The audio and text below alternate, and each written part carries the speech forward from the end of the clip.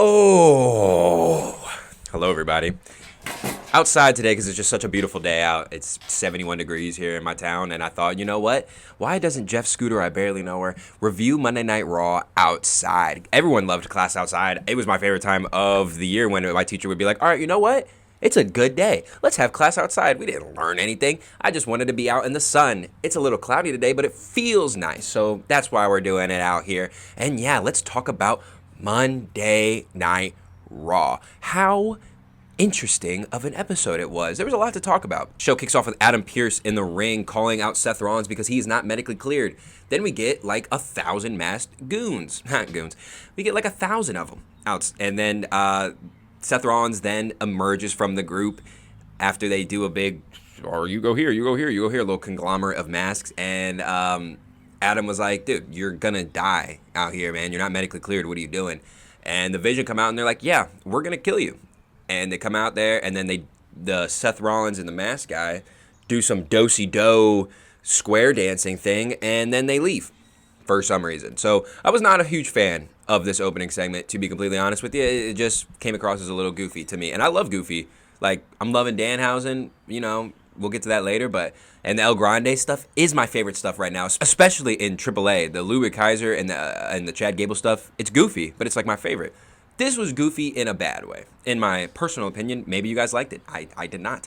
But the crowd liked it. They chanted "Holy shit!" And yeah, I'm glad that the crowd liked it. Then LA Knight comes out for some reason by himself to get 2-on-1 attacked by the Vision until the Usos came out and helped him out. And the Usos and LA Knight just forgot that they had beef. You know, LA Knight and Jey Uso just totally just were like, yeah, fucking, it's fine. And yeah, they kicked off the show. Then I believe, let me check my Palm Pilot. Checks notes. Jey Uso and Jimmy Uso then get interviewed later, I believe by Jackie Redmond, or maybe it was Kathy Kelly. No disrespect to either one of them. Love them both. That they should be upset by what CM Punk said. And Jay was like, nah, I don't really care about anything. And Jimmy was like, I care a little bit. So then when Jimmy said he cared, Jay was like, all right, cool. We'll talk to him about it. So they said they'd meet CM Punk later in the ring, later tonight. After that, I believe the Women's Intercontinental Gauntlet match happened. It kicked off with Lyra and Io Sky. Kicked off with Lyra and Io Sky, and they had a banger. And Io Sky, clean victory there. That's cool. Raquel Rodriguez comes out. I really wanted Raquel to win, but gets rolled up after Stephanie Vaquer comes out to stop Liv Morgan from interfering in the match. And yeah, then Raquel awesomely looked like a big dominant heel after the match, just beat up Io Sky, and Ivy Nile, very smart, came out next and just pinned Io Sky. I don't know why people don't do that more. They're like, oh, you're down, I'm just going to pin you. And they did, and Ivy Nile then put on a banger with Bayley. And I like Ivy Nile. I think Ivy Nile deserves better as well. And I'm glad that they're putting her in positions to be on TV, which is great. Bayley and Asuka then were the final two, and Kyrie was out there, and it was great. And then Lyra came out to stop Kyrie, and Bayley picked up the win. After a couple weeks ago, I see why they had Asuka tap out Bayley. I see the story that they put on there, and yeah, Bayley got her victory back. There was a cool moment though when Bayley came out to check on Io Sky. I thought that was pretty cool. I'm glad that they don't forget all the storytelling, unless you're Bayley's split personality. For some reason, I'm glad they don't forget everything. I'm glad that they remember stuff. They referenced a lot of the past on this episode, and that was nice. I'm glad that I'm glad that we didn't just forget everything, you know, because WWE fans don't forget anything ever in the history of WWE. Someone's gonna remember something. Danhausen then is backstage with Chad Gable, El Grande Americano original, and yeah, it was really funny. Danhausen was like, "Oh, let me wear your mask." And Chad was like, nah, man, come on now. And Dan was like, oh, okay, word, you don't want to help me out? All right, you're cursed. And then you could see Pete Dunne and Tyler Bate, the American duos or whatever, in the background. Presumably they took out Chad Gable after that, after he got cursed. So, man, Danhausen's curses are, yeah, holy moly. I'm glad that they're doing that. So then Penta comes out to have their Intercontinental Championship match. And who comes out to the El Grande original music? Not the Ludwig version, but Ludwig Kaiser comes out to Chad Gable's music. And yeah, it's great. I love this El Grande Americano stuff with Ludwig.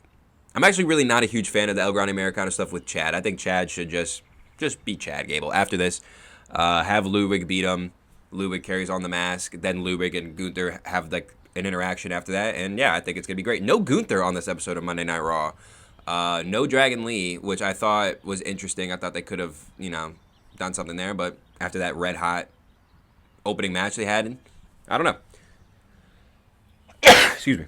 Then I think there was a couple of cool segments too as well. Like Natty's been cutting some great promos, and then Maxine attacked her after having the literal worst match I've ever seen in my life a couple weeks ago, and that was neither Natty or Maxine's fault. That's just a bad booking decision there.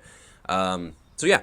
Anyway, yes, that happened. What else happened? What other backstage segment happened? Javon Evans and Kofi Kingston had a one-on-one interaction where Kofi seemed very sincere and called out things that are true.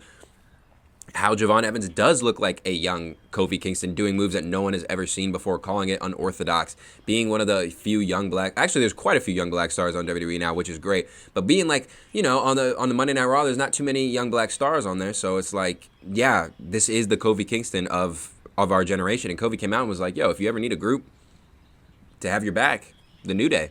And I think this is great. I think this is going to be fantastic. I would love to see what happens.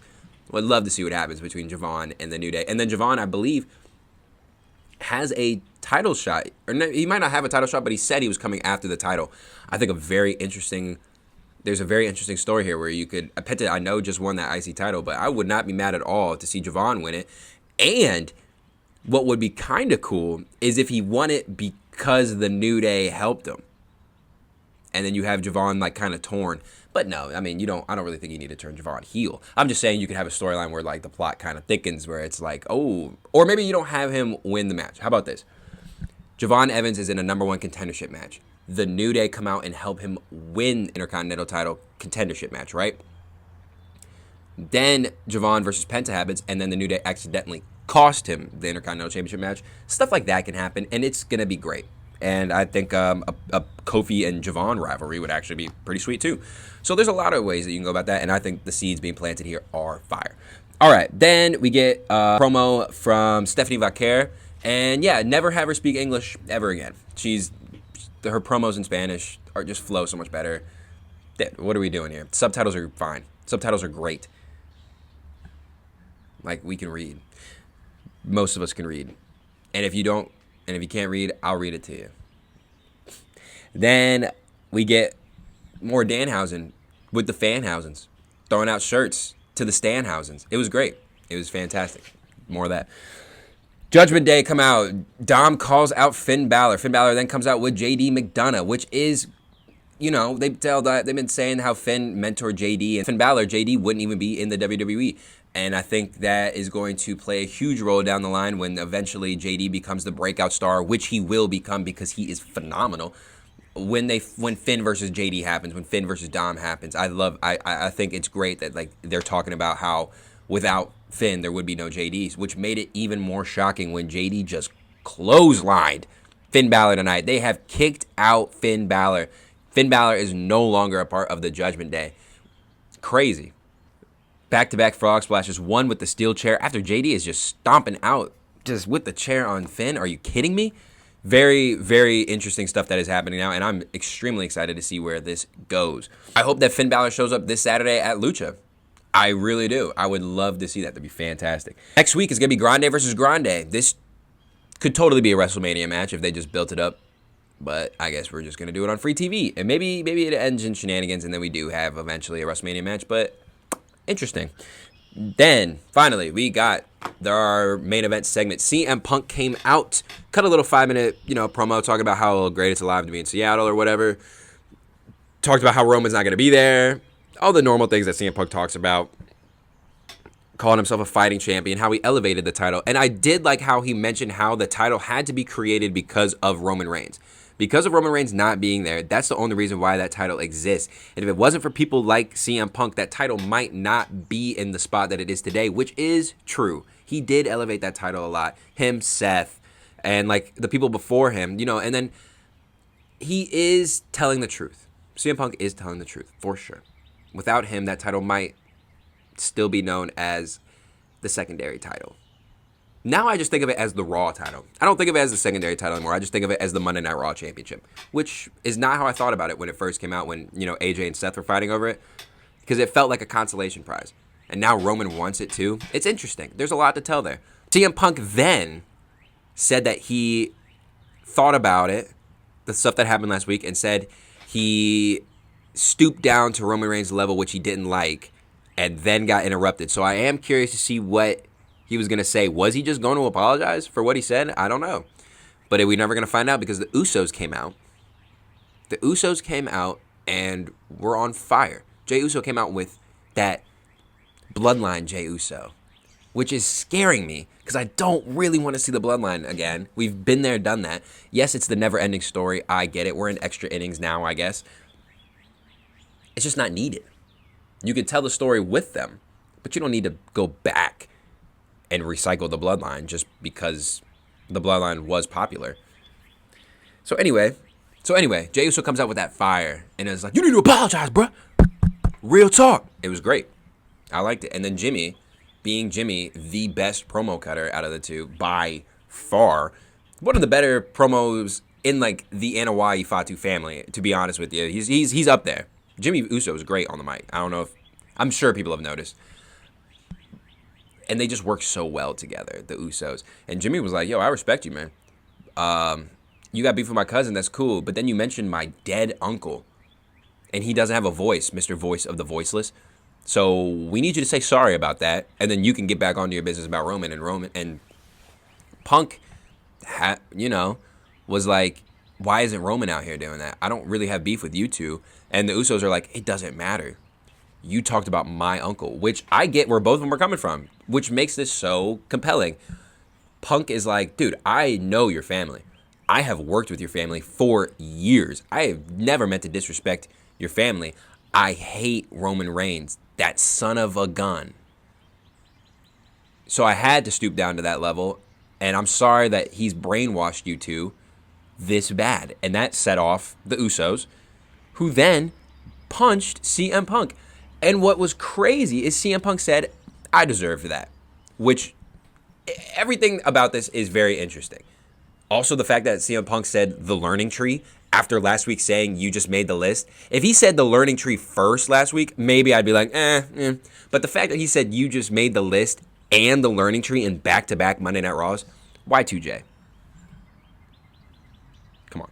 And so, yeah, very, very interesting episode of Monday Night Raw. At first, I was like, oh, this is going to be Monday Night Raw. And then I was pleasantly like, oh, Monday Night Raw. So, yeah, that was Jeff Scooter, I Barely Know's review of Monday Night Raw. Sorry that went on a lot, but it was a lot that happened. Did I think it was a good episode of Monday Night Raw? Yeah. 3.9 out of 5. There was just a couple of things that I was like, but a lot of it was good. A lot of it was good. And I'm very excited to see what happens next week. I want there to be more follow-up of Dragon Lee and Gunther. For the love of God, I don't want LA Knight to come out next week to challenge Brock Lesnar. I would love to see what happens when Roman Reigns and CM Punk get back into the ring. I want to hear Roman Reigns' response. And I want to know what's going to happen with the Usos. They have not been coming out with the tag team championships the last 2 weeks, which is very interesting. Jimmy Uso didn't walk out with it. The Usos didn't walk out with it tonight either. I don't want them to lose the tag team championships per se. I just want the Usos to acknowledge that they have the tag team championships, that they can defend the tag team championships, because they are a fantastic tag team. People crap on Jey Uso every week, and I get it. The dude, has moments. He has moments where you're like, But as an overall, you cannot deny how much impact he has on an episode of Monday Night Raw. When he comes out, crowd already goes nuts. Let's be honest, the crowd reaction for him is still massive. So, yeah, man. Good episode of Monday Night Raw. I'm excited to see what happens next. It's been Jeff Scooter, I Barely Know Her. And more videos coming soon. Love you all.